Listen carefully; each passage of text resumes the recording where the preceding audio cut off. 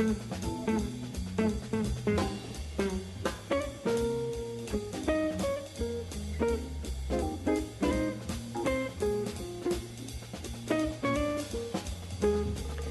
afternoon. I'd like to call the Ordinance Committee meeting to order, considering amendments to Chapter 30.150 for inclusionary rental housing. May we have a roll call? Councilmember Gutierrez. Here. Councilmember Rouse. Here. Madam Chair Sneddon. Here. And do we have any public comment for items not on the agenda? We do not. Okay, thank you. So with that, I'd like to invite our staff report.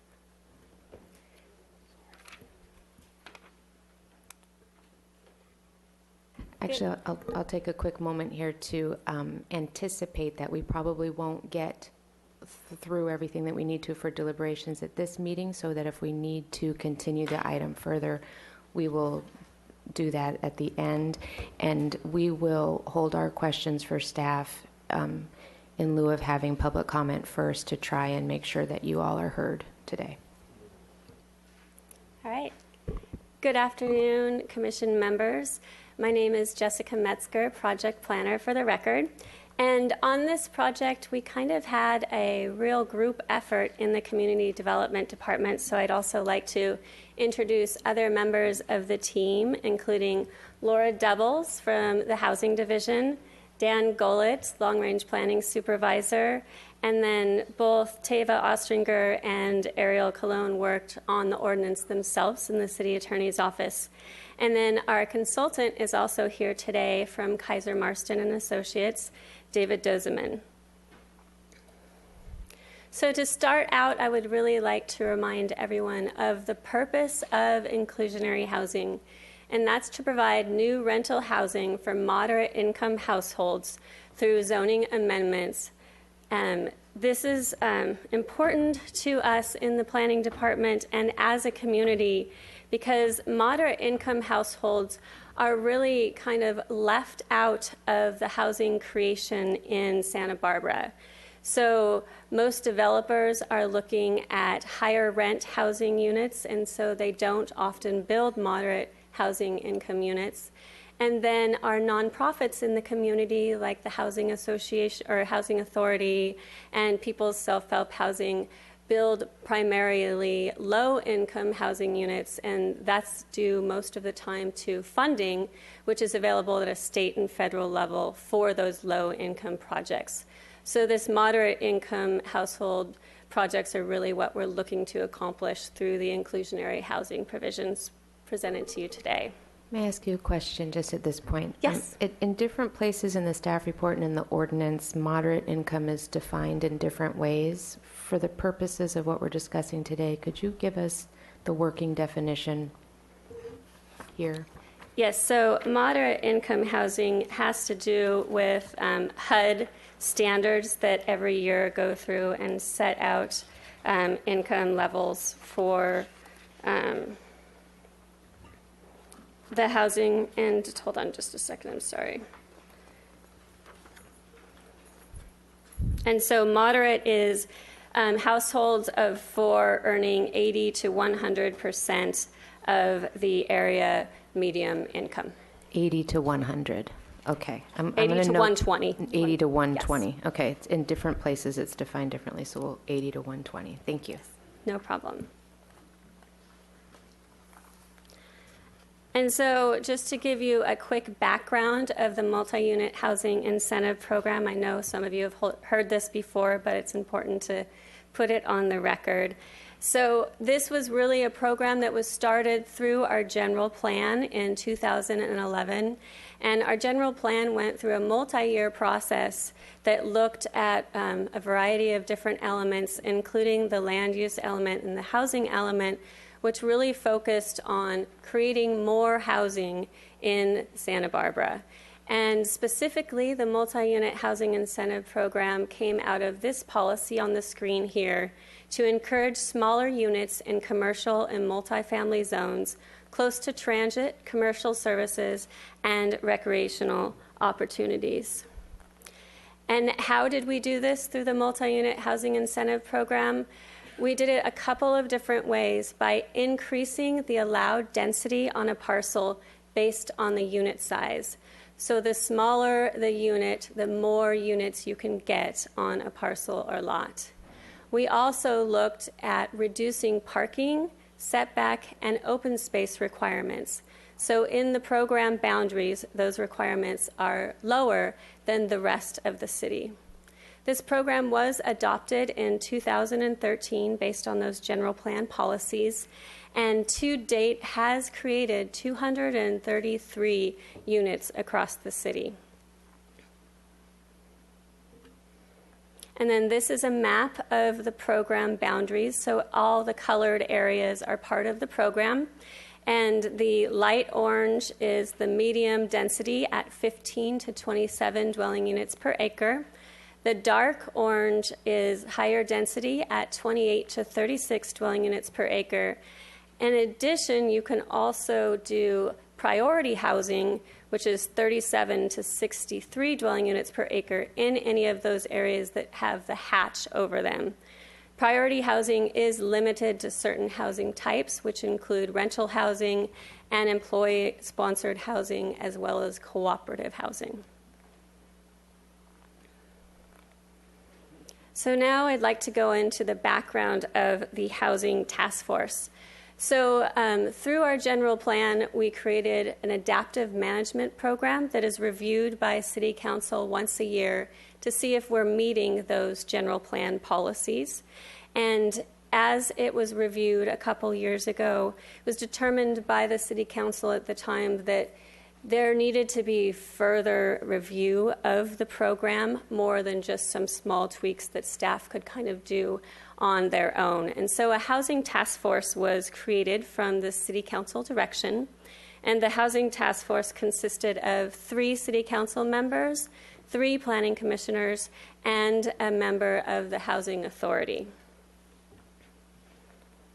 This housing task force had a robust public outreach process. They had 11 meetings that focused on different aspects of the housing program.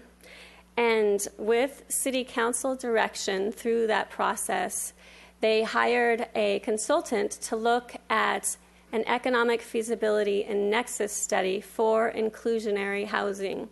And so Kaiser Marston was the consultant that was picked through that RFP process, and they're here today and will be giving part of the presentation as well. And through that process with the Housing Task Force and reviewing that final study, it was recommended that the Housing Incentive Program provide a percentage of on-site units that are affordable to that moderate income household group, or to pay an in lieu fee for projects that have 9 units or fewer. And now I'll turn it over to David Dozeman from Kaiser Marston to present those findings.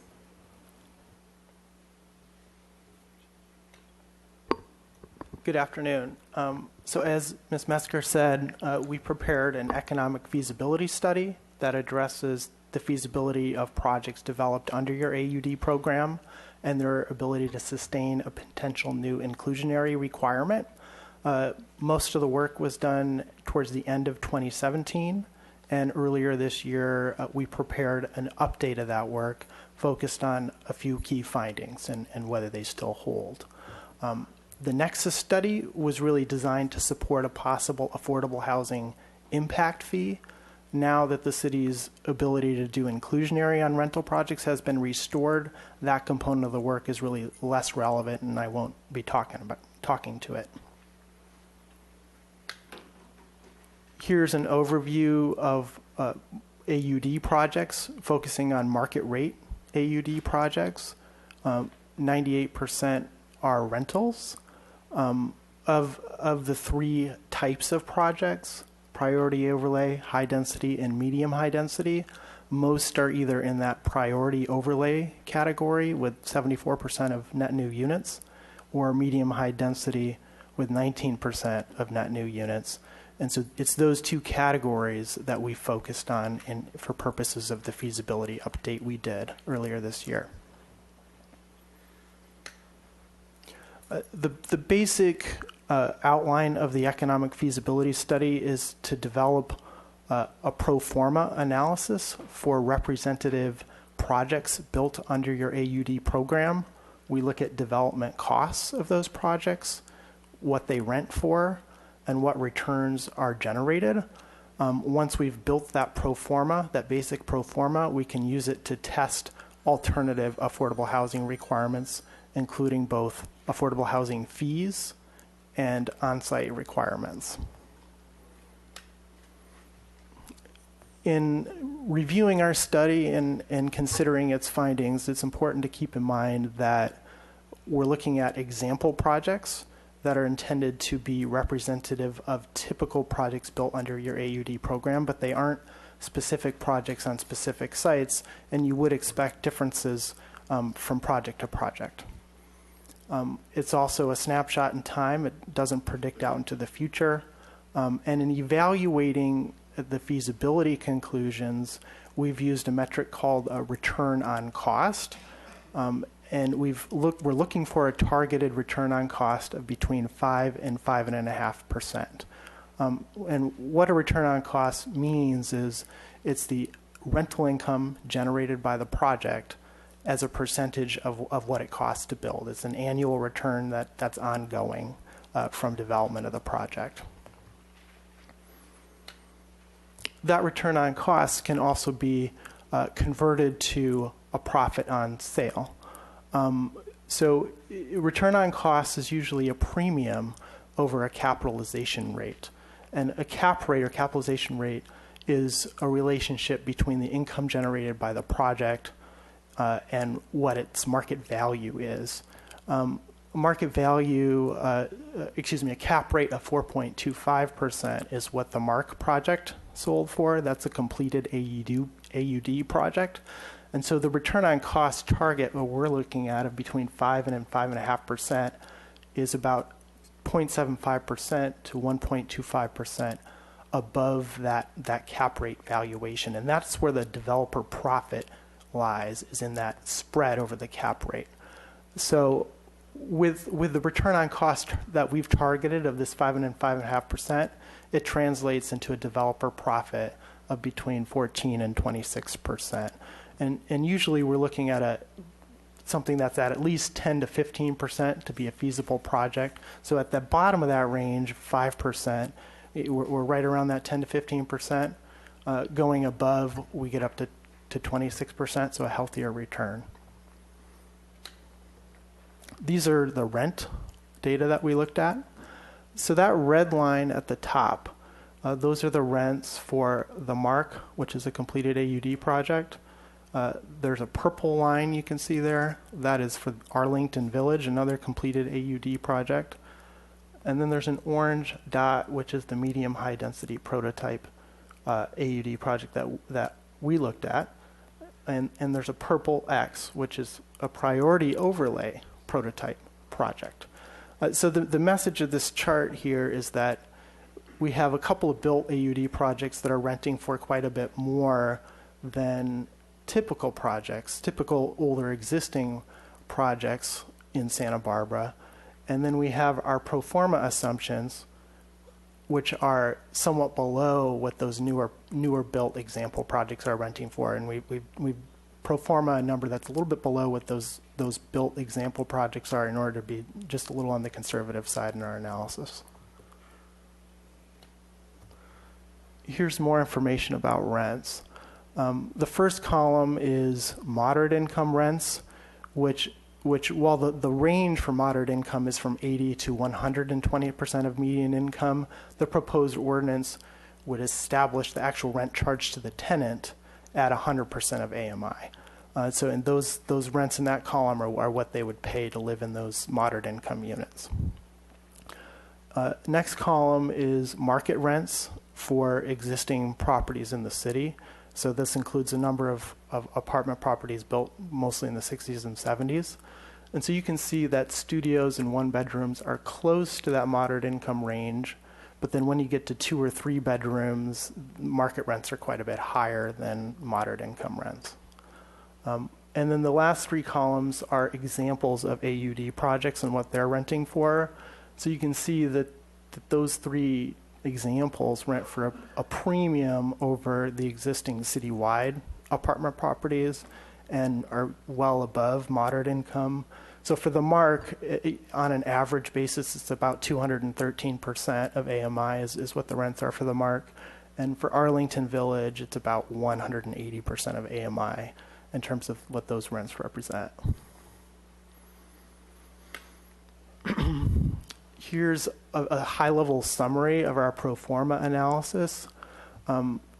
This is an example for a priority overlay project. So 17 units, average unit size of 780 square feet, 7.9 million in overall development costs. And that includes the price of land, construction, it includes design, it includes permits and fees. It's an all-in cost.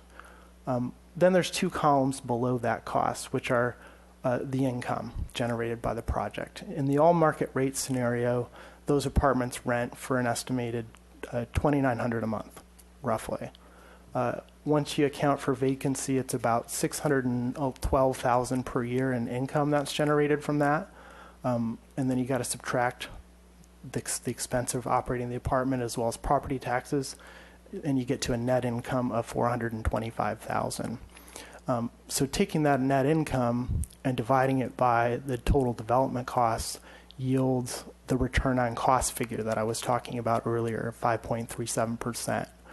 And because it's within the target range, we've concluded that that is a feasible project. And there's evidence in that priority overlay projects in Santa Barbara going forward. So that's another demonstration of their feasibility. Moving over to the 10% affordable column, the difference there is that for 10% of the units, the rents are roughly $1,600 to $1,700 a month instead of $2,900 a month. And so that reduces the net rental income to $588,000. Once you account for operating expenses, $405,000 is the net income with that 10% affordable. So it's about a $20,000 a year impact to have that 10% affordable, so a 5% reduction in your net income that's produced by the project. Reduces the return to 5.12%, about 1/4% impact, but still within the target range of 5 to 5.5%. Like the example earlier, you can also express the return on cost that's generated by that scenario with a 10% inclusionary requirement as a profit upon sale, looking at what the market value of that completed project is. And we estimate a profit of about 17% in that 10% inclusionary scenario. So it's feasible on that basis as well. This provides a summary of other scenarios that we looked at.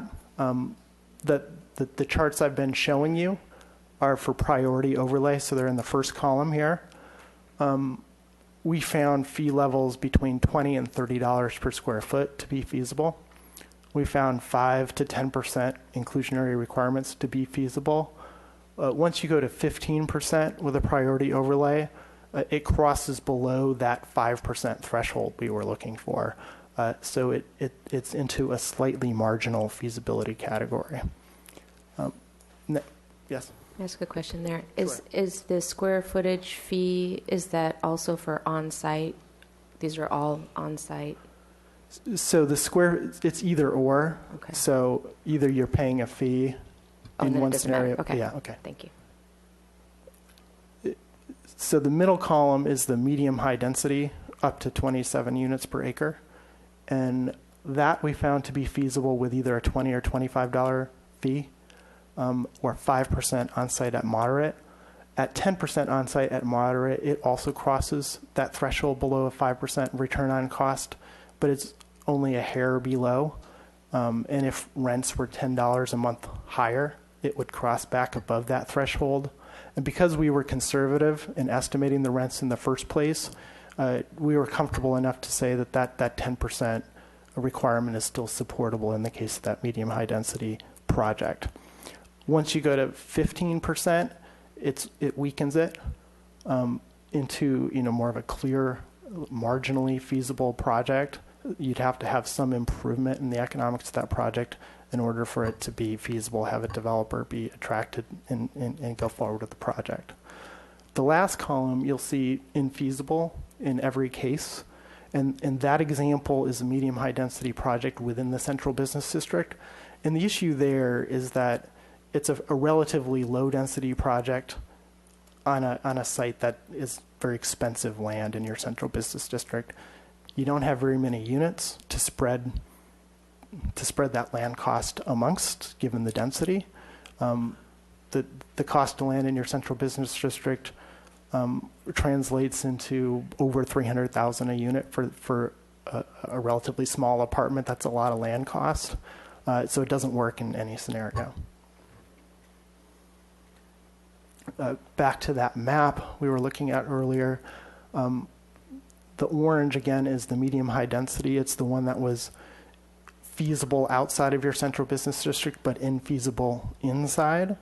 The areas where that it's probably the wrong terminology, but where that zoning applies is right along the State Street corridor, and it just doesn't make sense as a project type there in terms of the economics of it. But outside of your central business district, it was found to work. So with that, I'm going to pass it back to Ms. Metzger. All right, and so now we'll go over the specific amendments that we propose and are presenting to you today. So this is our regional housing needs assessment chart that is given down to us by the HCD. It basically states how much zoning we need for units by income level. And so to date, we have shown in the red on the right side of the screen a deficiency in the number of units that have been built in those zones where we have it zoned for that higher density of 3,083 housing units total. More specifically, it's important to tie to inclusionary housing that moderate level of 80 to 100% of your AMI. We have had only 4 units built in the city. So this moderate income is really the people that don't qualify for the low-income housing. They can't get Section 8 because they make more money than that, or other programs through the state or federal government. But they also can't afford a market rate rent or purchasing a home. So that is why for our inclusionary ordinance presentation to you today, we're looking at creating those moderate income units through the inclusionary fees or units on site. So the key recommendations that we have before you and that were attached in your ordinance on the staff report is the on-site affordable of 10% at moderate income for projects of 10 units or larger. If your project has fewer than 10 units, we are proposing in that ordinance that a $25 per square foot fee be charged for those smaller units. This in lieu fee would go into a housing fund that we already have set up for other inclusionary housing, which exists for condominiums, and would be used for other housing projects. And then we took this to the Planning Commission last month, and they had some recommendations. So their first motion was not to adopt the inclusionary ordinance as before you, as drafted. And then they had a second motion to send the ordinance back to the Planning Commission and include these items: the removal of the trial period, include a density bonus like provisions that exist for density bonus in the condominium inclusionary housing ordinance, to provide a peer review of the Kaiser Marston study, to study process improvements on how these housing incentive units go through the planning process, review this inclusionary ordinance with density, parking, and height as one package, and to provide developers with a choice between doing an in lieu fee on-site inclusionary or off-site inclusionary units.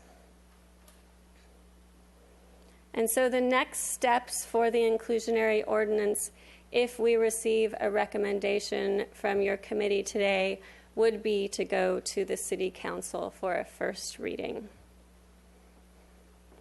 And so that concludes our presentation, and of course, we're happy to answer any questions that you may have. Thank you.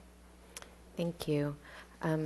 If we do not have any brief questions at this time from the committee, I would like to first invite up a representative from the Planning Commission, Leslie Wiscombe, to share with us that perspective.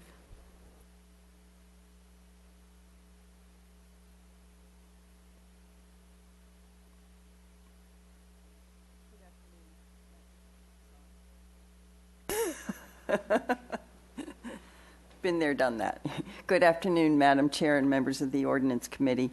I'm Leslie Wiscombe, and I'm representing the Planning Commission on our March 7th 6-1 vote, recommending that City Council return the draft inclusionary ordinance amendment to Planning Commission for further study. The Majority Commission felt very strongly that an inclusionary ordinance should contain balancing incentives for developers that I'll discuss in more detail. If the ordinance is enacted without other changes in the AUD program, the desired outcomes for housing production will likely not be met. Production may slow or halt altogether. I want to preface my comments by saying that I am confident that every commissioner shares the need and desire for an ordinance that encourages development of housing for moderate income earners, the missing middle. However, significant uncertainties already exist in today's real estate market that continue to leave developers wary about moving forward with projects, and the ordinance as drafted is simply too risky. During the Planning Commission's presentation, staff noted the attempt to strike a balance between, one, the city's goals for affordable housing, and two, a goal not to significantly strain market rate development. Since formulation of the draft ordinance relied upon the 2017 Kaiser Marston and Associates Nexus and Economic Study and their 2019 Economic Feasibility Analysis Update, both professionals during public comment and commissioners noted concerns with the study's conclusions that I'm going to briefly summarize. First, testimony was given by several professionals actively involved in AUD projects that the 5 to 5.5% return on cost was too low, and expected returns in Santa Barbara are more in the range of 7 to 7.5%. One testified that projects with an estimated 5.5% return on cost would be unable to obtain financing due to risks.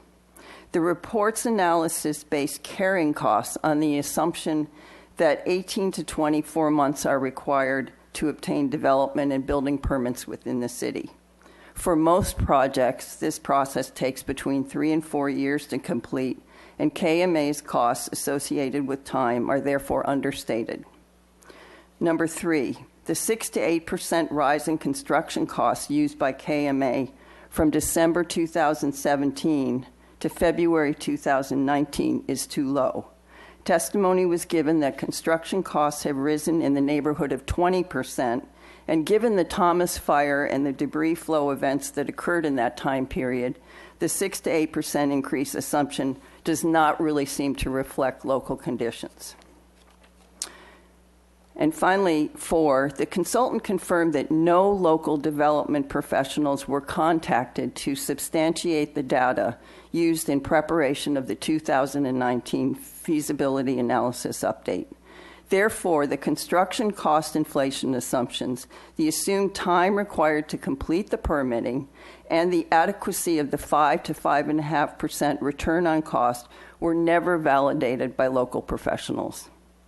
On page 6 of KMA's Economic Feasibility Analysis Update, it states that their recommended inclusionary requirements would comply with Assembly Bill 1505 in 2 ways. 1, the requirement is below the 15% threshold for HCD review, and 2, The requirement will not unduly constrain the production of housing.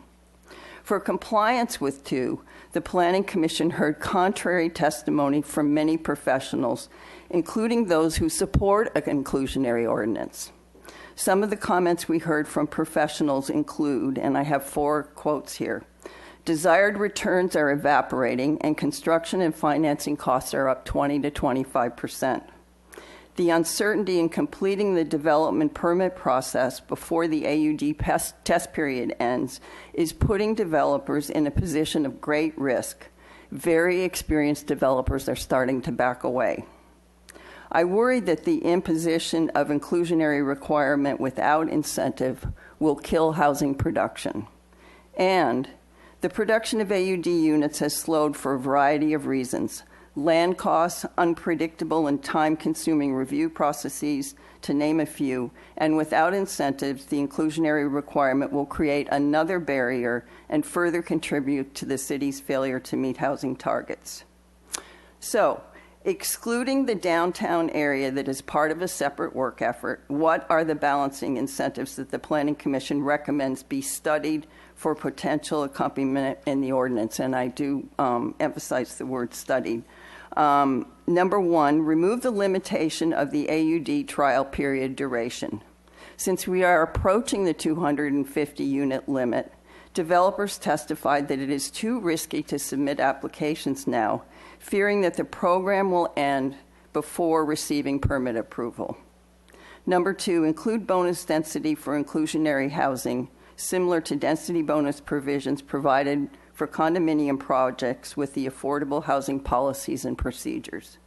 Number 3, organize a peer review of the 2019 Economic Feasibility Analysis Update. As noted previously, the data used to reach the conclusions lacked any local input. 4, study process improvements to streamline AUD project application and building department review. Many commissioners and professionals noted that the length of time it takes to get through the development and permitting processes is extremely burdensome to development of housing in the city. Number 5, review inclusionary provisions with balancing incentives of parking, density, and height. Commissioners strongly expressed the need for balancing incentives to offset inclusionary requirements in order to achieve our housing targets. And finally, number 6, provide flexibility for an applicant to choose from either in lieu fees, on-site inclusionary units, or off-site inclusionary units. Since our goal is to provide housing units for the missing middle, why wouldn't we, for example, allow an applicant who's building an 8-unit AUD project of 800 square feet per unit the option of making one of the units affordable to moderate income earners instead of paying a $160,000 in lieu fee? In closing, we all agree that an inclusionary ordinance is essential to produce rental housing for moderate income earners. However, in order to achieve the goal, an effective ordinance must have sufficient balancing incentives for developers. Therefore, the Planning Commission strongly recommends you send the draft ordinance back to us for further review and study of these 6 balancing incentives that we noted during our meeting, and development of a packaged inclusionary ordinance for your review that addresses our housing needs and continues the production of housing in the city. If you have any questions, I'd be happy to answer them. Thank you very much for your time. Thank you. Committee members, do we have any questions at this time? No, but we'd like to reserve being able to ask you questions. I have a procedural question for Ms. Ostringer at this point.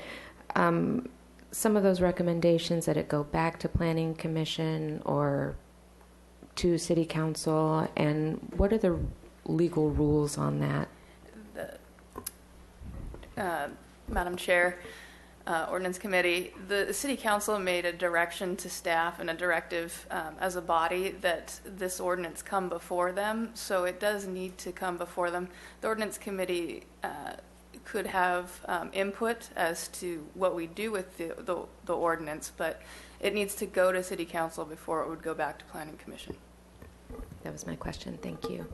Okay, at this time, I think we'll go through our public public comment, starting with Sheila Lodge, followed by Austin Herlihy.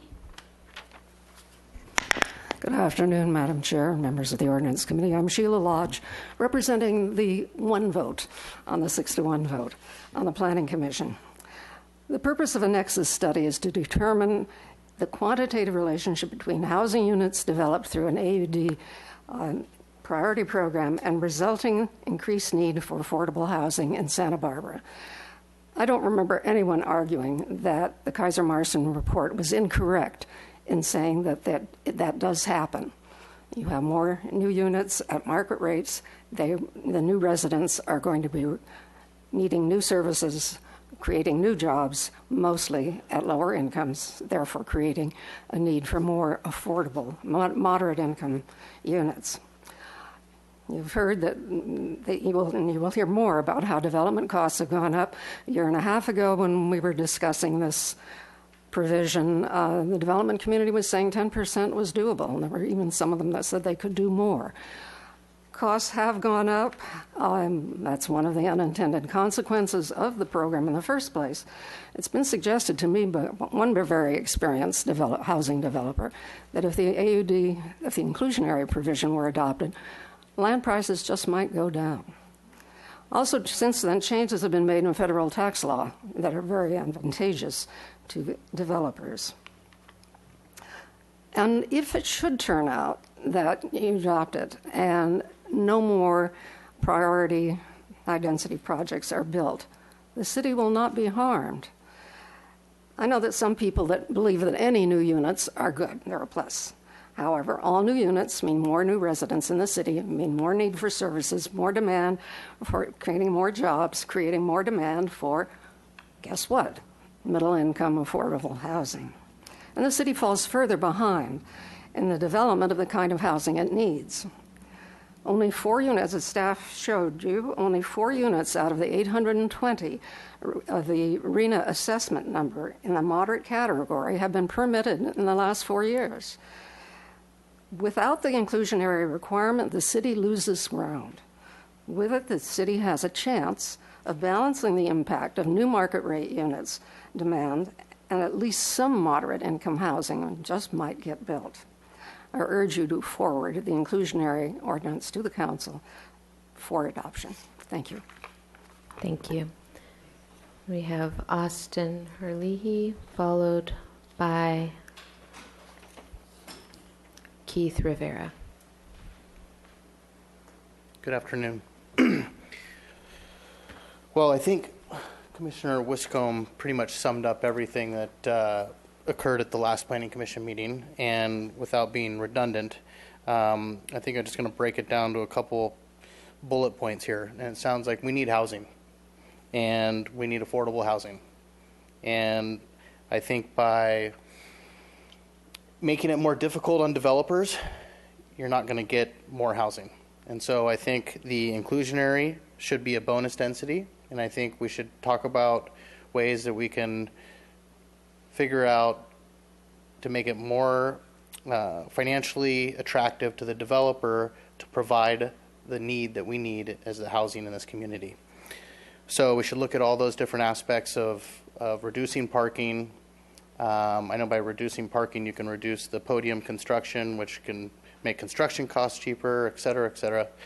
And I think that the height limit is a easy way to add density, and especially in the central business district zones. So I would take a look at all those things, but I think just slapping down a 10% inclusionary aspect will just, the handbrake will go on all the AUD development, and I think we'll have an even harder time keeping up with the state's requirements. Thank you. Yes, Councilmember Gutierrez. Thank you, Madam Chair. Thank you for speaking. Forgive me, I'm battling a cold right now. But I wanted to ask for your opinion. What's your opinion on having more units built on a lot with the caveat of having the residents not own vehicles in order to not be forced to provide parking? I think it's it's kind of heading there eventually, especially if you're going to be able to do it around the downtown parking lots. I think it's a perfect time to probably start experimenting with that. So I think it's a good idea because I think generations to come aren't going to be driving as much as they are now.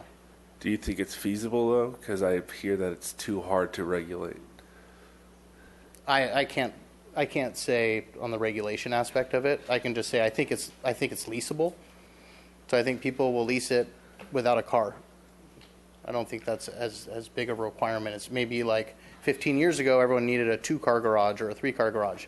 I think that's now 1 parking spot per unit is probably fine. But I think moving forward, you're probably going to see even less of a requirement for that. Thank you. No. Thank you. We'll have Keith Rivera followed by Steve Fort. Thank you. I'm a local architect. I've been involved with probably a half a dozen AUD projects over the last few years. All those have been in the medium-high zones. These are typically smaller projects, 2 to 9 units. Because of their small scale, they kind of have the advantage of being able to be more compatible, and you can fit them into neighborhoods, I think, a little more easily because they are small scale. The disadvantage, though, economically, is they don't have the economy of scale of some of the larger projects. So they're pretty sensitive to entitlement and construction costs. Recently, I've had projects where the land has been owned outright by the owner, and the projects still don't pencil out because of the high construction costs and costs of soft costs that are involved. So if you're looking at adding another $25 a square foot on top of the costs already, that's approaching 10% of the hard costs of the unit themselves on these smaller projects. So you're basically going to kill the medium-high category if you put that inclusionary restriction on. So I would urge you to follow the recommendations of your Planning Commission. Don't adopt the amendments as drafted, but rather look at them in greater detail as a part of an overall AUD amendment package. So thank you. Thank you. We'll have Steve Fort followed by John Campanella.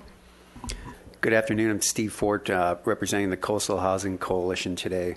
And, we're certainly not against the provision of affordable housing, but we are concerned about the impacts to the AUD program and the development and generation of housing in general.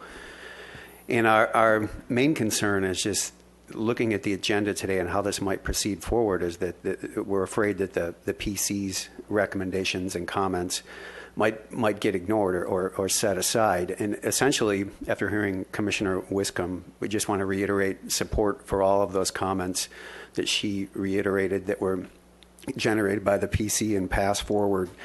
Again, our concern is that running into this inclusionary process could potentially hamper use of the program and development of housing. And then where are we with ramifications coming down from the state as those continue to evolve year to year? So again, we just urge that you consider the Planning Commission's recommendations as you move this forward to council and consider those balancing incentives to keep the program alive and active. Thanks. Thank you. Councilmember Gutierrez. Thank you, Madam Chair. I have a question for staff. Can you just remind me what our timeline is? Like, what's our timetable where we have to, as a city, produce the amount of housing that the state's requiring? So that RENA slide is up to 2023. I can go back there really quick. So the total remaining RENA income levels in red are to be reached by 2023, Councilman Gutierrez. And if we don't reach that, we could be in jeopardy of having our housing element decertified, which has a wide range of ramifications outside of housing directly. Suddenly, we could not be eligible to apply for grants for homeless services, veterans services, mental health services, grants for parks. So the regional housing needs assessment, reaching those goals, is very important to our community as a whole. Thank you. And may I ask a follow-up question to that? Actually, do ADUs count toward those numbers in the moderate household income? Yes, Chair Sneddon, the ADUs are counting towards above moderate income levels, and that was the direction of the HCD one. The 2017 housing package started to streamline those accessory dwelling units. So then ADUs don't count towards our Not moderate moderate. numbers. Okay, thank you. Mr. Campanella, followed by Brian Cornell. Thank you. Just a quick comment on that. Hopefully, at one of the next updates to HCD, there'll be a process to cull out ADUs, which are really small units, added onto houses, to show and be able to show that those are really part of the moderate income level. Right now, you can't, but hopefully in the future we can. Speaking for myself, I am in favor of inclusionary zoning when done right. As a developer, I've done that a number of times in a number of projects. Just to give you some, but there's a balance. And what I've looked at since our last Planning Commission meeting is the balance between the current inclusionary ordinance for ownership of condos and for sale houses versus what's being proposed.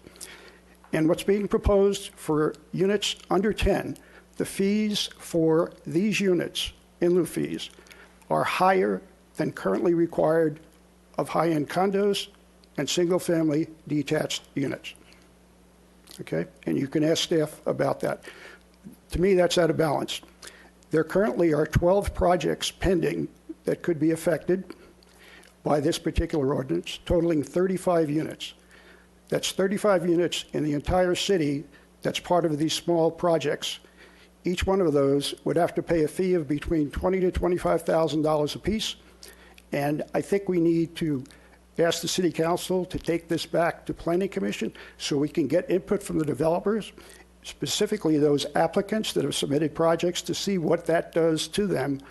I don't even know if they're aware of this or what the impact could be, but I think we need to study that live to see what it may be for cancellation of projects. On large projects, there are a half a dozen projects over 10 units right now that are pending, only 6. They've been in the process for 2 to 4 years, and they're on hold for the most part. Why are they on hold? Is there a way to get them to move forward? 4 of them are in the downtown business CBD, exactly where we want the housing. Why are they on hold? How do we encourage them to come forward when they're ready? And what would the impact be of inclusionary on them without a bonus density that's allowed currently for ownership and single ownership units, both condos and single family? So my point is, I think we're out of balance. We're out of balance on the current ordinance that's on the books and the one that's being proposed. I think we need to blend it in better so it's equitable.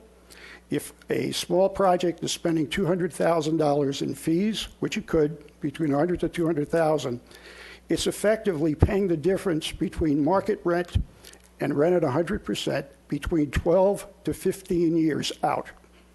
Now, if I were a developer and I had to pay advance 12 to 15 years of rent difference at the start of my project, I'd say, wait a minute, let me build one of these units. But we're not allowing it. It is allowed under the current ordinance, but it's not allowed now. So I think we need some time to look at the complexities of what's going on, to have applicants have an understanding, to get feedback, and to make sure that the ordinance that's being proposed has the incentives the same way that it does for high-end condos and single-family detached products. Otherwise, the economics would not work. Take it back to Planning Commission and let us dive deep and talk to the applicants and see how they can go forward with modifications on what's proposed that makes sense. Thank you. Thank you. Brian Cornell, followed by Linda Honigman. Chair and Ordinance Committee, thank you. I'm here really to support Chair Wiscombe's recommendations that came from the Planning Commission. I was at that hearing. I'm in the trenches on AUDs. I will tell you, as an employer for 36 years in this town, I want to see us have an inclusionary ordinance and get more housing. It's my main problem of recruitment and retention of employees. So there's no question we need it. But it needs to be balanced. It needs to be fair. If I look at the RENA numbers, and even if I project out, I'm a little surprised that we've even done the 811 units. Because we've only done 233 AUDs since 2013. So in 6 years, we've created about 38 units a year.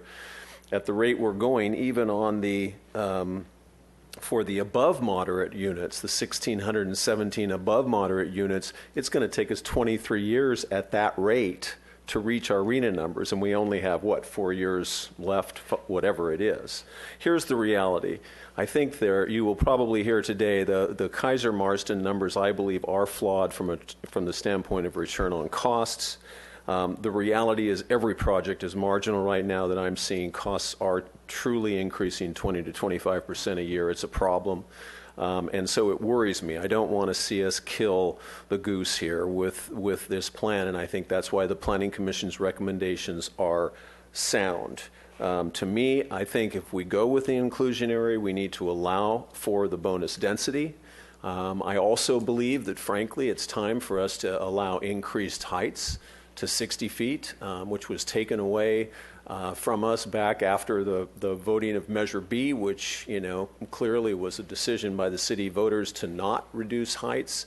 Heights were actually reduced to 45 feet from 60 feet. I think we need to allow these housing projects to go back to 60 feet, include the bonus density, and a lot of other things, including looking at the CBD. But I think the Planning Commission's recommendations were very thoughtful, very sound, and rather than trying to push this fast through the City Council, I think it makes sense to pause and wait and get a better ordinance. Thank you. Thank you. Linda Honigman, followed by Gabe Escobedo. Hello. I can support the changes proposed in the latest ordinance draft with one primary change and a tweak to the purpose of the ordinance. I would like the council to consider an increase to a 20% inclusionary requirement, since I assume that whatever is decided would not apply to the 1,000 units already in the pipeline. There are plenty of projects to keep designers, developers, and builders busy. I agree with our more experienced architects and developers who believe we need to expand the high priority area a little and allow heights to 60 feet. I believe the new Sanctuary Centers building that's on your agenda this afternoon is 60 feet. And I believe, I haven't confirmed, but I believe that it has setbacks from the street. So I think that's a good compromise. We also need to encourage the building of certain types of housing that allow for the state's mandated density bonuses.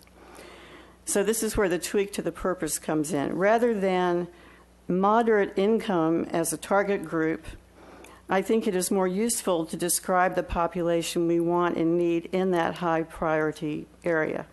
And I think that's really workforce housing. On the Housing Authority website, it has an income range of $10,000 to $50,000 roughly a year for the workforce housing in the downtown area. It's actually lower than outside of the downtown area. And that would be up to an 80% AMI or low income. And I think we need to educate ourselves what low income really means. It's a lot of people. It's everybody's sons and daughters that maybe in a previous lifetime would have afforded a house. Anyway, I think that if we consider encouraging more low income, that also gives us more density bonus to work with. For example, if we did have a 20% inclusionary requirement, we could have 35% more units if the 20% is low income, or we could have up to 15% more units if it's a moderate income density bonus. And just finally, of the 3,083 units we need, 816 are for moderate income, but 1,461 are for very low and low income. So it's definitely something we need to look at. Thank you very much.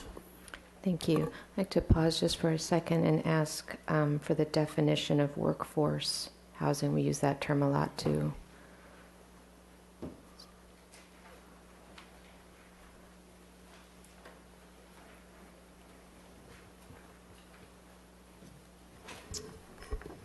Madam Chair and Ordinance Committee members, Renee Brooks, City Planner. As defined in our general plan, workforce housing is middle and upper middle income households. And on that chart that Ms. Metzger has, that's 120% of AMI to 200% AMI. That's been our working definition in the general plan. It means, that term means a lot of different things to different people, but that is how we've been representing workforce housing as it's printed. And that's what I'm interested in, is from the city definition. So 120 to 200 AMI for workforce, which would be the next percentage above moderate income. Okay, thank you. We have Gabe Escobedo, followed by Alex Peugeot. Good afternoon, Madam Chair and members of the Ordinance Committee. I strongly support an inclusionary rental housing policy, but as many of the speakers today, I believe there's a balance. And I believe that the way that we get that moderate income, or the missing middle housing that we're looking for, is by providing well thought out and strategic and intentional incentives for developers to provide that housing. I strongly support council sending this back to the Planning Commission to study what those incentives would be, of which that were outlined in the Planning Commission's suggestions. I think we need to end the AUD test. Developers need certainty that if they are going to submit these proposals, that they know what rules that they're operating under, and that AUD policy has produced housing. If we want that 10% inclusionary, then I believe in order to make it feasible and to allow them to recoup some of those costs, that we allow density bonus, similarly that we do for sale projects. I believe that the process is far too long, and streamlining that process and figuring out how we can do that by sending it back to the Planning Commission would be a good decision, and allowing to reduce your parking requirements. I believe we are moving to society where we will be using our cars less, particularly in the CBD, where you have access to public transportation, you have access to services that you would otherwise need to drive to. So I strongly suggest that we send it back to the Planning Commission for a study, and I thank you for your time. Thank you. Alex Peugeot, followed by Cassandra. I'd like to speak my 2 minutes on behalf of housing. I certainly appreciate the comments of the Planning Commission, all of the work. I think you should follow the recommendations as enunciated by Chair Wiscombe and Commissioner Campanella, repeated by Brian Carnell and others, the concept of a balance. I think most of us support some inclusionary concept, the idea of bringing more housing. But the numbers are crucial. The more housing, the lower the rents overall. It will never be ideal in Santa Barbara. There will be supply and demand, but there is no supply. 233 units in 6 years is not good.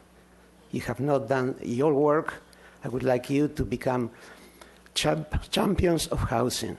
Figure out how many units were built under my leadership, and then come back a couple of years. I did this. I got these units there. I would like to dispel the concept that more units necessarily mean that more people are coming in and you never catch up. That is basically the concept of let them eat cake.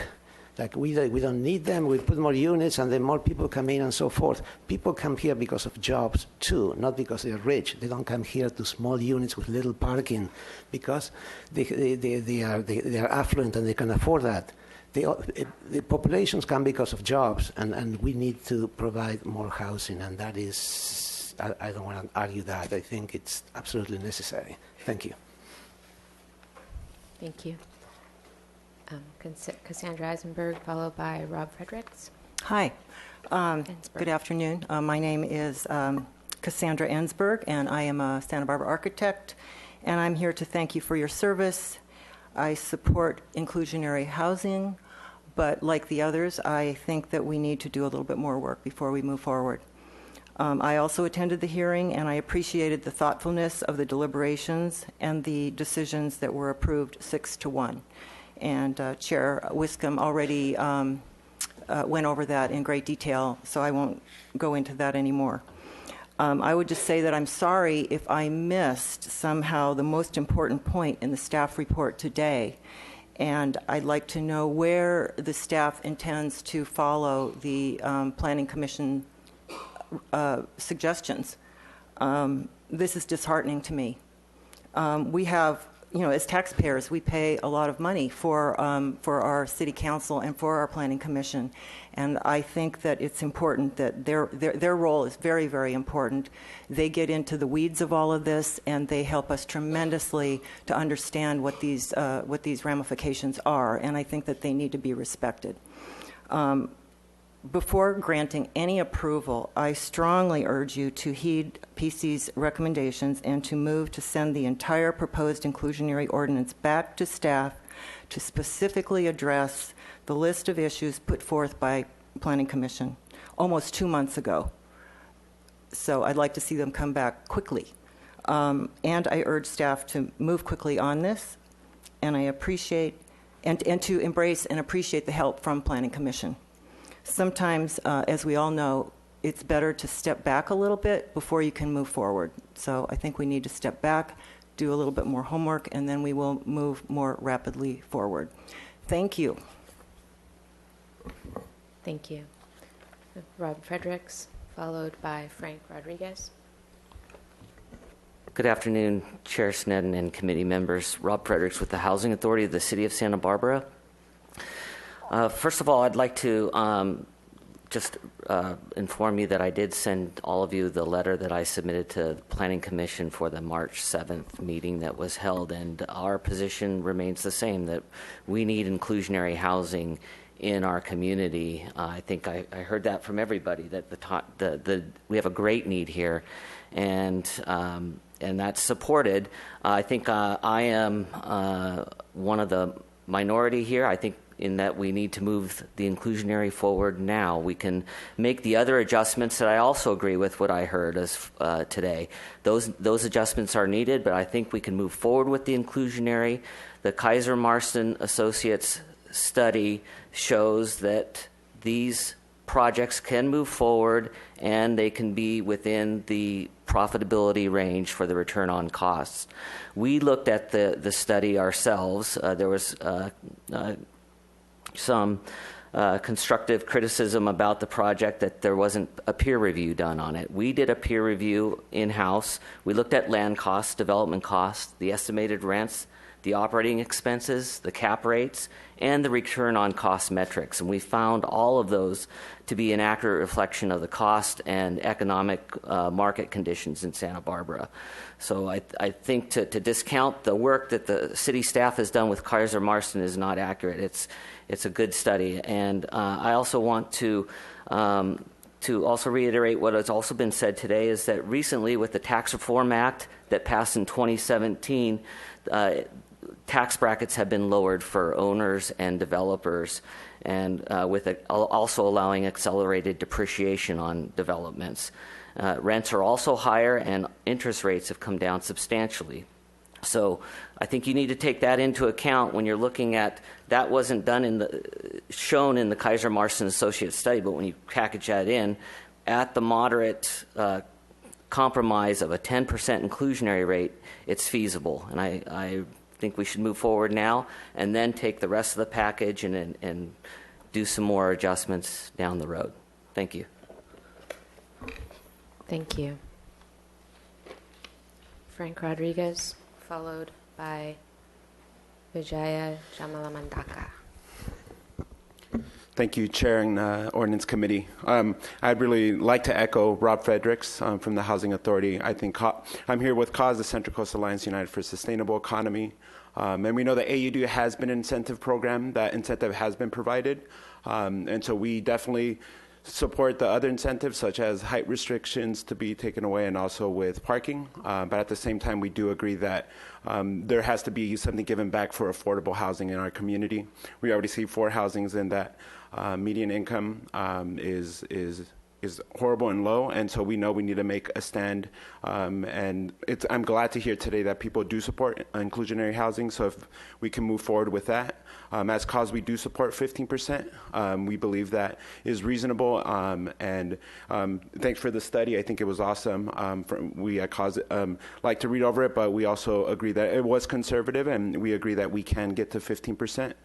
So we think developers can provide that for affordable housing for us in the community, and then we can go back and see how we can create more incentives to make sure that the building is being provided. But at the same time, today we definitely want to move forward with 15% inclusionary housing because I think this has been a long process and we don't want to wait any longer to make sure we have affordable housing in our community. Thank you. Thank you. Vijaya Jamalantanka, followed by Jose Arturo Gallegos. Good afternoon, Madam Chair. I'm Vijaya Jamalamaraka, speaking for the League of Women Voters of Santa Barbara. And we support inclusionary requirements like everybody else. We looked at the ordinance. It wasn't quite what, it didn't include everything that we wanted, which the Planning Commission, actually, Chair Wiscombe, as you heard, everybody agrees with, came out with some really good recommendations. We do agree with most of the recommendations. The main point we'd like to make is that the inclusionary ordinance is required, but should not. It should be required, but should not be piecemealed. All right, so if you must, as advised by your legal counsel, send the proposed ordinance on to City Council, then the League suggests that your committee continue the item until the PC has time to study the issue and consult with the development community, the other community members, and make evidence-based recommendations for a good inclusionary ordinance. We agree that this should be expedited, so we suggest that you advise the Planning Commission to expedite their study process. And because right now we have 0, and we really need to expedite this process and get something on there, but not this particular proposed ordinance. Thank you. Thank you. Good afternoon. What I'm going to read here are the lyrics to a song written by Ray Davies, performed by the Kinks. The album, Preservation Act 1, it was a concept album. I was in high school when I bought this album. It's called Demolition. I spy with my little eye anything here that I can buy. Looking so neat with compulsory purchase, we can buy it up cheap.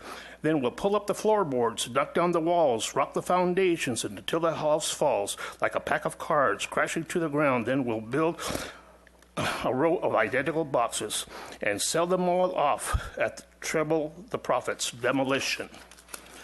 The deeds are in my pockets. I've got a contract in my hand. An opportunity for luxury living. I'll arrange 100%. I can't wait around, so make your decision. We'll buy up all the cottages and every house on every street until we've got everything we need. Every town in the vicinity, every farm and village green. We're going to buy up everything. Then it's demolition, demolition, demolition. 2 up, 2 down. It hasn't got a garden, but it's got a lovely patio. Stainless steel kitchen sink, gas-fired central heating, specifically designed for modern-day living. Nothing's permanent and nothing lasts. We've sold all the houses, so put them up fast. We're going to buy up this town and then pull it all down. How I love to hear the demolition sound of concretes crashing to the ground. Demolition. It's time to make some money. It's time to get rich quick. It's the wonderful world of capitalism. I've got to make a profit to satisfy my greed.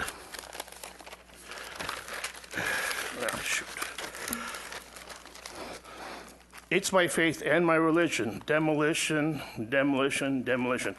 We're going to buy up this town and knock it all down, build a brand new world of our own. One of my favorite albums, and I saw this coming when I was in my teens. I'm going, that photo right there, that was the village green, my village green. 10 years after I was born, from the late 50s into the late 70s. So, and as far as the rates are concerned, there's just no way I can afford something like that. Not with my Social Security income. Not even a studio. Thank you.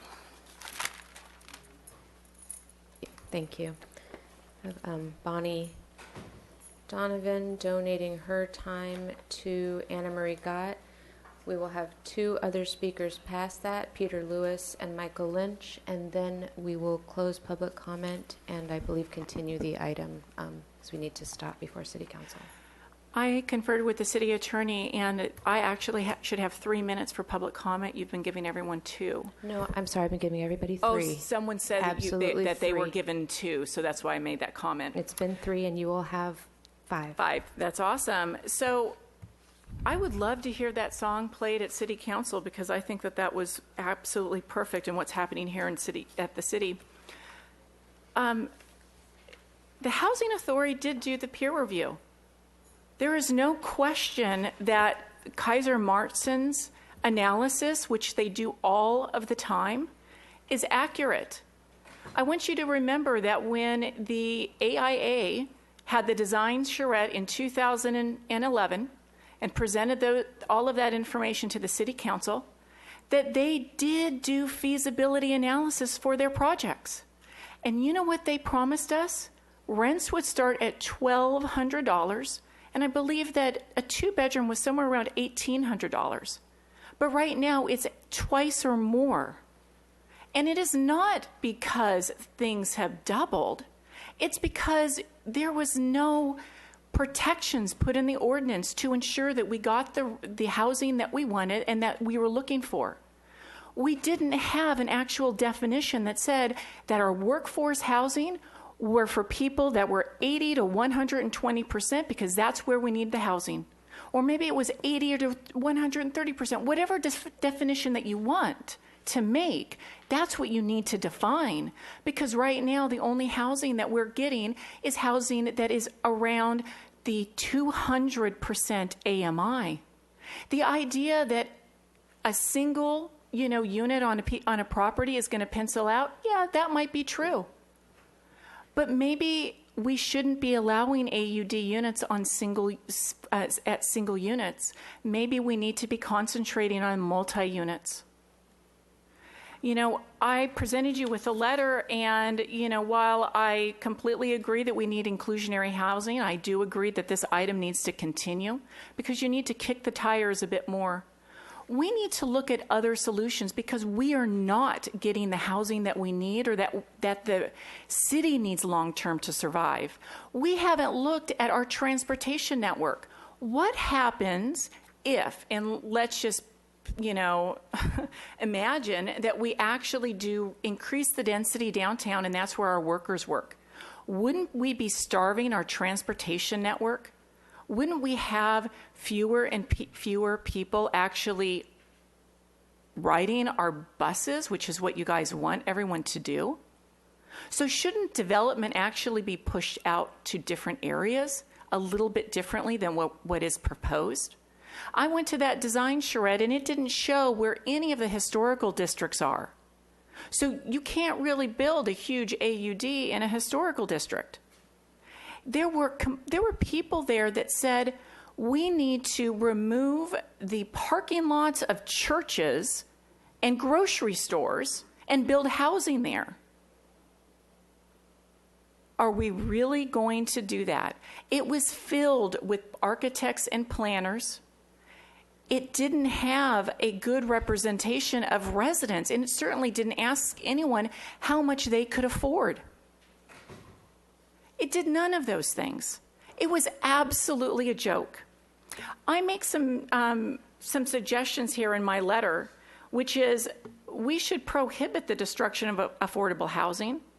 Hotels and short-term vacations should be prohibited from the project. Waivers of fees or inclusionary units should not be at any time given by the community director. Any project that only has PDA or final approval and has not moved forward within the appropriate time period, we shouldn't extend their entitlements. Do you know that there's a whole bunch of projects that have their entitlements and they're up for sale? Those people never intended to build the project. They wanted to get the entitlements and then sell it to somebody else. We shouldn't be working with people like that. Luxury apartments should be prohibited, and we need to really prohibit reducing the number of units to combine the square footage to create any sort of condominiums. We should look at redefining who we're going to allow to use priority housing overlay. We need public-private partnerships. Instead of actually requiring an inclusionary unit to have it at market rate rent, why aren't we looking at ownership? Colorado requires that anyone who creates, and the city of Boulder requires that anyone who actually builds a project and has inclusionary housing, that their housing authority gets that deed, and then they distribute it. Thank you. Thank you.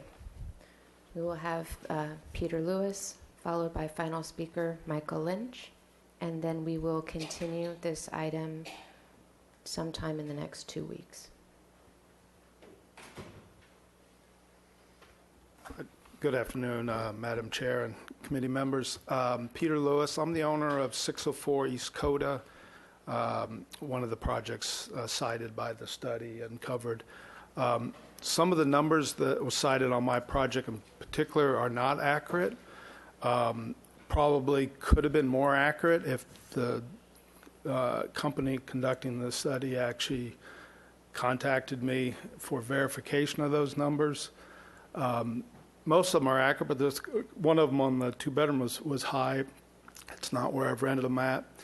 So I did review the study. It's severely flawed, in my opinion. And I can, on a number of accounts, and perhaps the most salient point I can make, I develop in town. I've built 2 rental projects in the last 5 years. One was 18 units on Olive Street. It's not an AUD. And I followed that up with a project on Coda Street. And it's the second AUD to get a C of O. I currently have no applications in to the city right now. I've looked at a lot of projects in the last 3 years. None of them pencil. So I'm not actually that optimistic that I'll see something in the near future that would make me apply for an AUD. I have looked at 2 projects recently in the donut hole that is with and without density bonus. If you require affordable inclusionary housing without bonus density, you have destroyed AUD. If you put in at least with bonus density, you give it some ability to possibly make sense. But both are very, very difficult right now. And I just want you to think about, I'm standing before you. I'm the most active AUD or rental housing developer. I've done 2 pretty good sized projects in 5 years. I have no application before you. That should tell you something. And it's not like I'm not active in development. I am pretty active, but not in town right now. So I sent you a letter in November to all of you. Some of you responded. And if you have any questions, I'd be happy to answer relative to that, because that, anyway, I see my time is waning, and I'll be here to answer any questions. Okay. If we have a very quick question, because we have one last speaker and then need to end. Thank you, Madam Chair. So I just wanted to ask your opinion about not allowing cars or having your tenants not own cars in order to build more units on the lot. What's your opinion on that? So your question really is parking, what is the demand for parking, right? That's really what you want to know? I want to know whether you'd feel comfortable in building housing where you make sure that your tenants do not own vehicles. Right. So I am of the opinion, like many, that cars are becoming less critical. In my particular project, I am required to have one per unit, and I actually have excess. So in other words, some of those tenants don't have cars. The project next door by Self-Help has cars all over the place because it's a different demographic. But the people that are building AUDs are building for young professionals that tend to have one car and sometimes no cars. So you can do it. The marketplace actually demonstrates it. Okay, thank you. Thank you. And we'll have just quickly our final speaker, Michael Lynch, and thank you all for public comment today. Good afternoon. Thank you for hearing me. I'll make it brief. I very much support inclusionary. I'm really sad that it hasn't happened sooner. It is urgent. I wanted to point out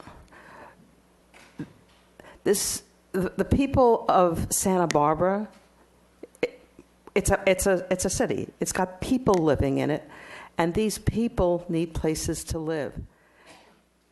As the organizer of the Women's March, I saw a lot of people who can't afford places to live. These are real people, and it's not just a small percentage of our population. This is who we're trying to house. Some of the speakers that you've heard have said, I support inclusionary, but. Using the word but is a sound of fear, and I would like to encourage you to eliminate the fear from the conversation. We need to be courageous about this and move forward. We don't have time for, but what about this? Thank you. Thank you. And do we have a schedule at this point of when to continue it, or it will show on our It'll public show, site? so we Okay. can either push it to next week, but the consultant is from out of town, so giving a 2-week lead time, I think, would be best. Okay, thank you. We will announce in the future when it's carried over to, but it will be our next Ordinance Committee Correct. meeting. We're looking at May 14th. Okay, thank And you. then, Madam Chair, just to be clear, the time to start might also change, so please make sure to look at that. Thank you. So, thank you. And with that, we will be adjourned.